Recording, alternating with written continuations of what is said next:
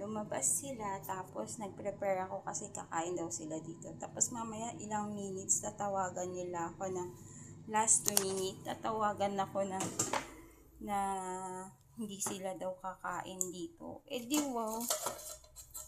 Diba nakakaloka? Yung kaysa nakaluto ka na kasi 6:30 ang kain nila. Yung nakakainis.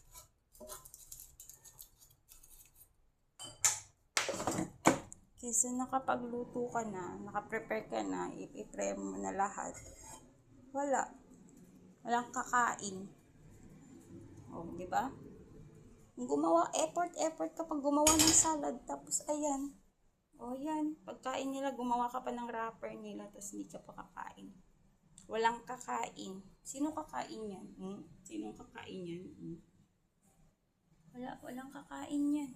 Kundi ito, bukas na lang breakfast yan. Breakfast na nila yan bukas. At pala, hindi na lang ako nag-prepare.